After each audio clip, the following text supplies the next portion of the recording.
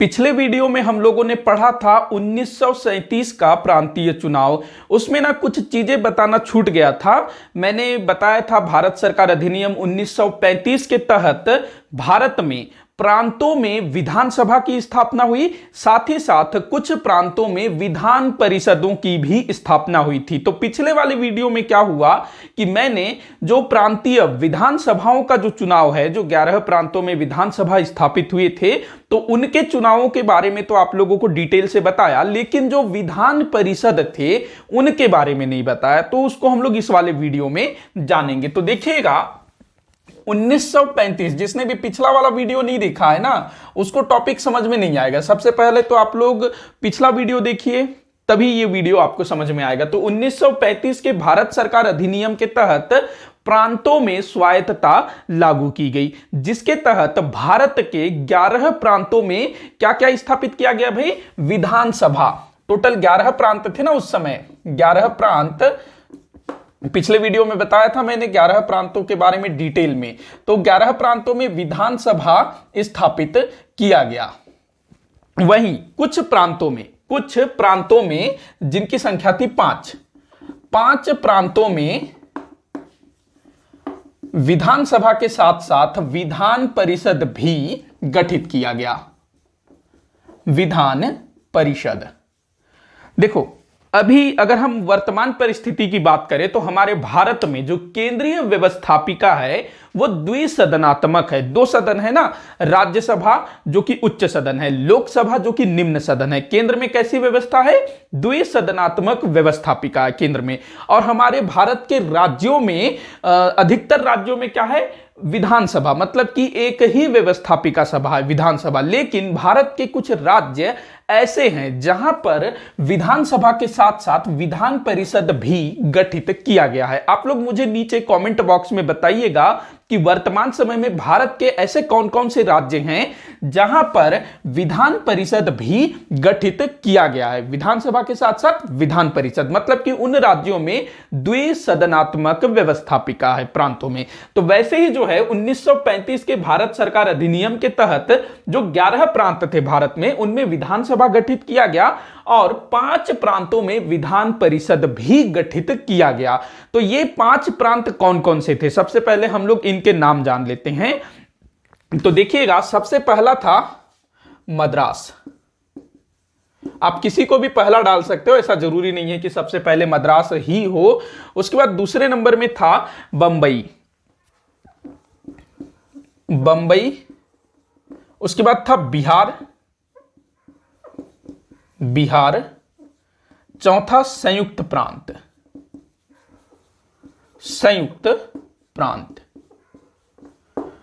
पांचवा था बंगाल। तो ये वो 5 प्रांत थे जहां पर विधानसभा के साथ साथ विधान परिषद भी गठित किया गया था। और 1937 में जिन 11 प्रांतों में प्रांतीय चुनाव कराए गए, वहां पर विधानसभा का तो चुनाव हुआ ही हुआ, जिसको हम लोगों ने पिछले वाले वीडियो में डिटेल से देखा था।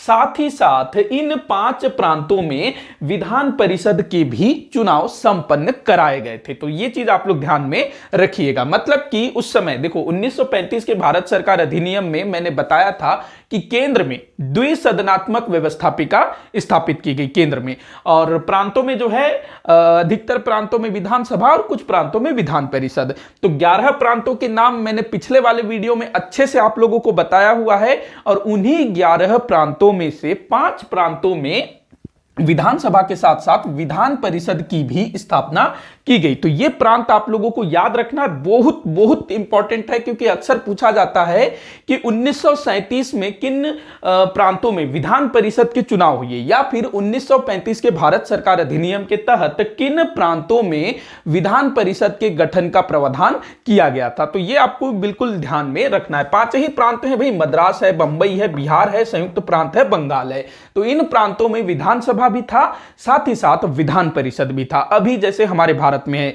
आप लोग कमेंट करके जरूर बताइएगा कि भारत के किन किन राज्यों में वर्तमान समय में विधान परिषद का गठन किया हुआ है, बताइएगा जरूर। अब हम लोग बात करते हैं किन प्रांतों में कितनी सीटें थी और कांग्रेस की क्या स्थिति थी, तो यह भी पूछा जाता है। तो सबसे पहला जो मद्रास है, यहां पर कुल 46 सीटें थी। जो विधान परिषद है वहां पर मद्रास में 46 सीटें थी, जिनमें से 26 सीटों पर कांग्रेस ने जीत दर्ज की। कांग्रेस ने जीता 26 सीटें, मतलब स्थिति ठीक थी। बंबई में जो है 26 सीटें थी। बंबई में कितनी सीटें थी? 26 सीटें थी, जिनमें से 13 सीटें किसने जीती? कांग्रेस ने जीती। उसके बाद देखिएगा बिहार। बिहार में जो है 26 थी। बिहार में भी 26 थी, जिनमें से 8 सीटें कांग्रेस ने जीती। उसके बाद संयुक्त प्रांत। संयुक्त प्रांत में ना विधान परिषद में 52 सीटें थी, इनमें से केवल 8 ही कांग्रेस जीत सकी थी। उसके बाद आता है बंगाल। बंगाल में 57 सीटें थी, जिनमें से 9 पर कांग्रेस ने जीत दर्ज की।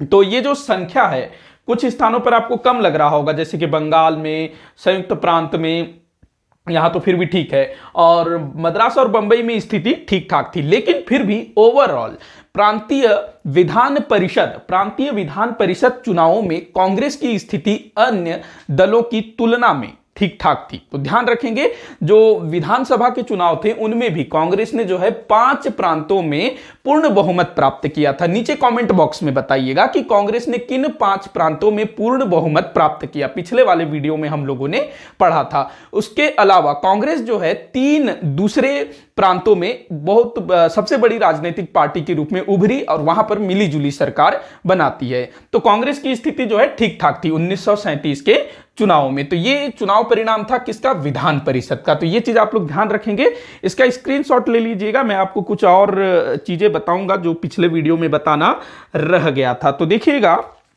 जो मुस्लिम लीग थी ना, मैंने बताया था कि मुस्लिम लीग की स्थिति उतनी अच्छी नहीं थी 1937 के चुनाव में।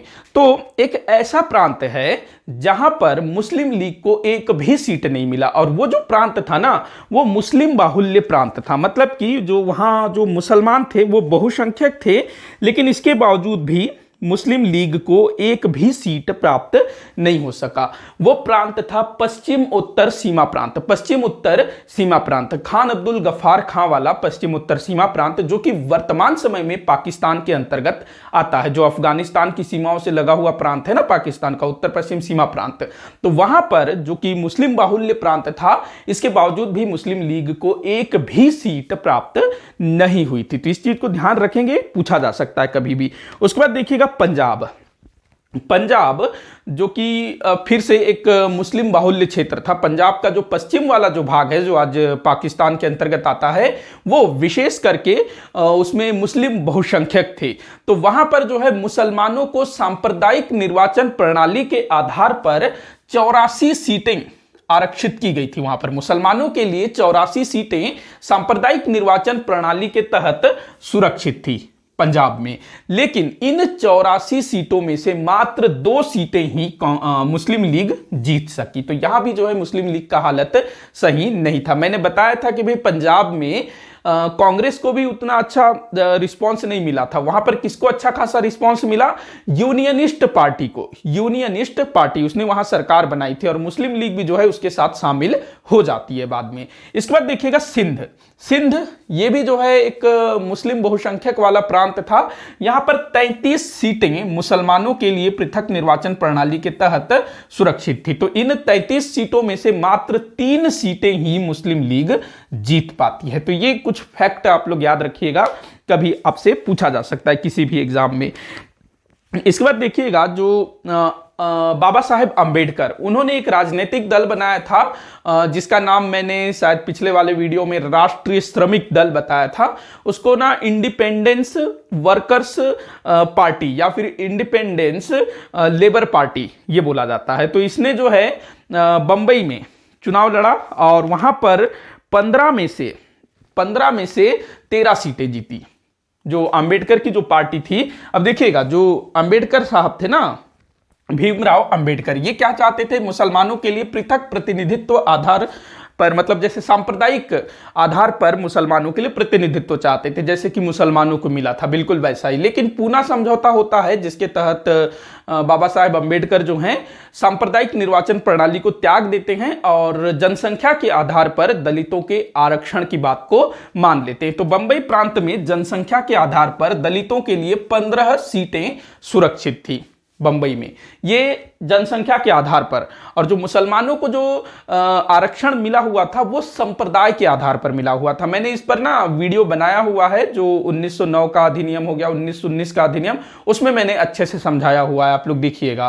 तो 15 में से बंबई में 15 में से 13 सीटें जो है अंबेडकर की पार्टी जीतती है। तो ये भी आप लोग ध्यान में रखिएगा, ये सब पूछा जाता है। इसके बाद देखिएगा कुछ चीजें जो कि मैं पिछले वाले वीडियो में थोड़ा सा कंफ्यूज था बंबई और मध्य प्रांत को लेकर के। तो जो मध्य प्रांत है वहां पर जो मुख्यमंत्री बने थे सबसे पहले, उनका नाम था NB खरे। NB खरे जो मध्य प्रांत में जो मुख्यमंत्री बनते हैं ना, उनका नाम था NB खरे, जो कि त्याग पत्र दे देते हैं। बाद में फिर पंडित रविशंकर शुक्ल जी वो सरकार बनाती हैं। वहीं बंबई में भी खरे थे, वहां पर BG खरे थे, बंबई में BG खरे। तो इसको आप लोग थोड़ा सा जो है नोट डाउन कर लीजिएगा। मध्य प्रांत एवं बरार में NB खरे, बंबई में BG खरे, ये ध्यान में रखिएगा। तो ये कुछ चीजें यहां पर बतानी थी, इसको आप लोग जो है पिछले वाले वीडियो में शामिल कर लीजिएगा। तो भाई इसी के साथ आज का ये जो वीडियो है यहीं पर समाप्त होता है, और आने वाले वीडियो में हम लोग पढ़ेंगे व्यक्तिगत सत्याग्रह, अगस्त प्रस्ताव, सुभाष चंद्र बोस के बारे में भी पढ़ना है। तो सारा कुछ आएगा धीरे धीरे, और बहुत ही जल्दी हमारा जो आधुनिक भारत का इतिहास का जो चैप्टर है वो समाप्त होगा। तो आप लोग जो है वीडियो को रोज देखा करिएगा। हालांकि आजकल जो है वीडियोस थोड़ा सा टाइम पर नहीं आ रहा है, इसके लिए मैं माफी चाहूंगा, तो इसके लिए आप लोग थोड़ा वेट करिएगा। तो वीडियो जो है यहीं समाप्त होता है। लाइक जरूर करिएगा। वीडियो को आखिर तक देखने के लिए बहुत बहुत धन्यवाद।